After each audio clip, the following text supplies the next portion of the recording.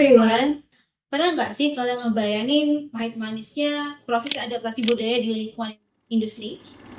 Mereka di sana tuh orang-orangnya tuh terlalu pekerja keras. Sempat culture shock juga di sana. Susah adaptasi karena Pertama kali nyampe sana itu kayak kaget gitu. Entah Yang pertama saya di sana dulu saya ditipu lah intinya. Jadi, melalui video ini, kami akan menyajikan hasil penelitian sederhana kami tentang adaptasi budaya di industri selama program magang. Sebelum itu, apa sih itu adaptasi budaya? Jadi adaptasi budaya itu adalah serangkaian proses yang dialami individu atau kelompok ketika mereka memasuki lingkungan baru, di mana mereka akan menemukan hal-hal baru seperti orang-orang yang baru, makanan yang baru, ataupun bahasa yang berbeda. Proses ini dimulai ketika seseorang yang baru memiliki ekspektasi terhadap lingkungan barunya. Ketika mereka memasuki lingkungan tersebut, ternyata apa yang mereka ekspektasikan tidak sesuai dengan kenyataan. Dan di sini kami telah mengundang beberapa mahasiswa alumni magang di lokasi yang berbeda, dan mereka akan menceritakan bagaimana proses adaptasi budaya di lingkungan industri mereka masing-masing. Yuk simak videonya.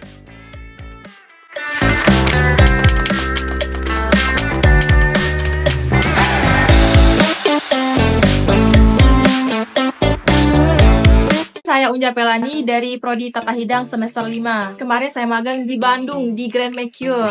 Ya, di Setiabudi. Saya Rifani Sapitri dari program studi divisi kamar semester 6 kelas B. Dapat magang di Malaysia, namanya tuh Iksora Pineng. saya Firman Aditya. Saat ini saya berada di semester 6 kelas B dan kemarin itu saya magang di Alexis Hibiscus Production Negeri 9. Saya Miranda Sabrina, Prodi Seni Kuliner semester 6 dan kemarin saya training di Lexis Hibiscus Malaysia. saya Rifki, kuliner semester 6. Saya magang di Batam, Haris Resort Hotel Batam. Saya Wahyuni Wardiati, program studi usaha perjalanan wisata semester 6. Saya pernah magang di Lion Group di Cengkareng. Saya Andre Saputra, biasanya dipanggil Andre, PW 8B, magang di Nahwa Travel di Jawa Timur, di Kota Malang.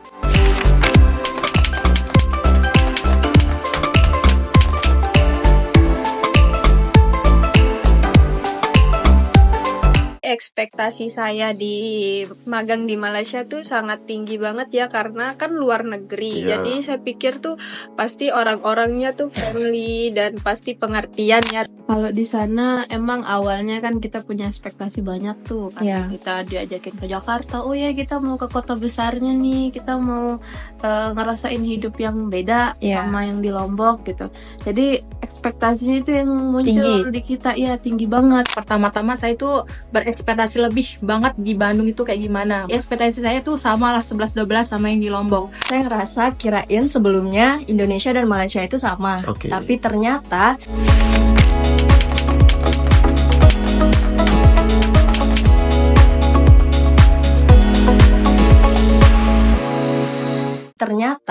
kita punya perbedaan culture yang sangat signifikan menurut saya, terutama dari bahasa. Iya. Di bahasanya Malaysia itu dia bergabung antara Melayu, Chinese di tempat saya terutama, dan bahasa Inggris. Sedangkan di Indonesia ya seperti kita tahu kita Iya. menggunakan bahasa Indonesia, tapi yang saya rasakan juga orang-orang Malaysia itu tidak seramah orang Indonesia. Orang Indonesia, benar. Sempat culture shock juga di sana, karena di sini di Indonesia sama di Malaysia tuh bener-bener jauh beda. Terus karena di tempat saya tuh kebanyakan orang Bangladesh, Iya. jadi itu juga yang buat saya culture shock.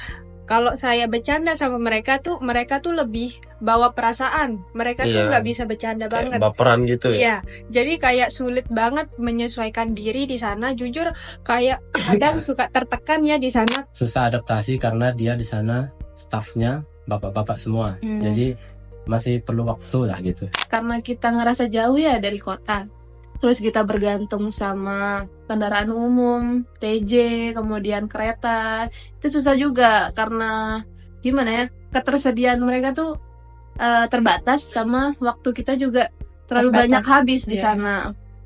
Menurut saya itu dari segi saya ya, pertama itu cuaca juga Cuaca sangat-sangat berbeda dari di Benar. Lombok sama di Bandung ya. benar. Terus komunikasi, Ya. mereka itu sangat-sangat sopan. Ada sih bahasa kasarnya, cuman kan tidak sering dia keluarkan. Cuman kalau saya pribadi kan ya biasalah komunikasi sama teman kan biasa. Jadi tapi menurut mereka tuh kasar. Mereka tuh bebas di sana. Jadi kayak shock lah pertama. Atau di sana itu malam jadi siang, siang jadi malam. Itu sih benar-benar saya cerita aja sedikit di sini ya. Yang pertama saya di sana dulu saya ditipu lah intinya. Pernah kabar nggak?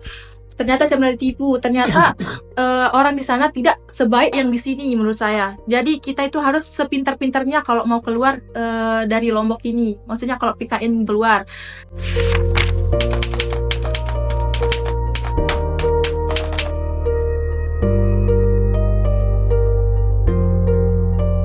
Kan kita tuh tinggal bersama orang-orang berbeda negara. Jadi saya biasanya cari apa sih kebiasaan-kebiasaan mereka gitu, supaya nanti bisa nyambung gitu ngobrolnya atau bercandanya gitu kan. Soalnya orang sana tuh lebih serius gitu, juga lebih susah gitu untuk belajar bercanda, apalagi yang Chinese-nya gitu nanti. Kalau dari saya pribadi sih saya lebih open minded ya. Jadi lebih banyak bertanya juga tentang apa yang kita tidak ketahui. Terus juga kita belajar berbaur gitu, entah itu dia tua, muda. Ya, seperti itu sih Kak. Misalnya mereka kalau nyuruh, saya nanya tuh bener-bener nanya biar saya bisa paham. Itu mungkin yang membuat mereka nyaman sama saya, dan itu juga yang ngebuat adaptasi saya sama mereka lancar terus. Selama di sana penyesuaian diri aja. Jadi kita mulai kayak saya mau beli e-money untuk pakai kendaraan umum. Kemudian saya harus siap kalau mau ikut shuttle bis yang ada di Balaraja. Terus saya harus siap kalau mau bayar lebih untuk kereta. Jadi gitu untuk mobilisasinya. Tetap di sana itu kayak friendly, baik semua. Jadi mereka juga bisa saling tolong menolong gitulah. Kayak nggak ada namanya senioritas. Itu enaknya di sana.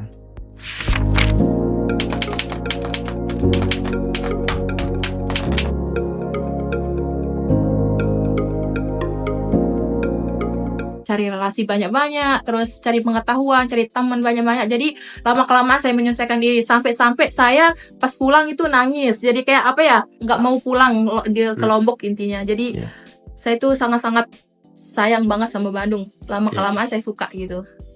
Karena kita udah kayak, oh ya kita udah nyobain ini kok, kita udah nyobain itu kok, kita udah coba pakai ini kok. Jadi ya udah gitu, jalan aja. Udah terbiasa. Iya udah terbiasa. Jadi nggak perlu yang kayak malesnya pakai ini, malesnya pakai itu. Di bulan keempat, bulan kelima baru kita bisa menyesuaikan diri secara sempurna di sana. Pada saat mereka ada acara, kita diundang ke acara mereka, ngikutin acara mereka, terus kayak sudah dianggap keluarga sendiri lah kalau di sana.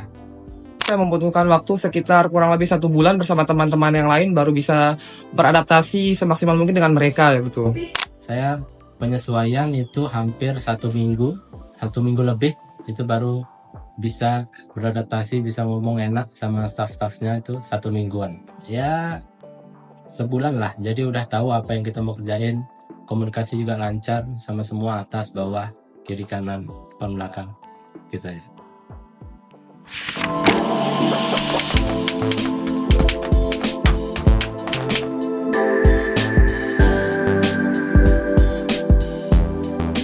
Magang di tempat baru bukan cuma soal kerja, tapi juga soal bertahan dan menyesuaikan diri. Dari survei 21 alumni, mayoritas merasa cukup siap secara budaya, tapi nyatanya hampir semua mengalami kejutan baik secara positif maupun penuh dengan tantangan. Banyak yang kaget dengan gaya komunikasi, karakter orang, hingga perbedaan sistem kerja. Sekitar 2/3 mengalami culture shock meskipun secara ringan. Ekspektasi yang tinggi seringkali dipatahkan oleh realistis. Tapi justru dari situ, mereka belajar menerima perbedaan, membaur, dan perlahan mulai merasa nyaman. Sebagian besar sudah bisa beradaptasi dalam 1 bulan. Caranya? Caranya, kalian bisa aktif bertanya, aktif ikut kegiatan dalam tim, fleksibel dengan nilai dan aturan baru, dan tetap berpikir positif. Akhirnya, banyak yang bilang awalnya berat, tapi setelah bisa menerima, semuanya jadi ringan.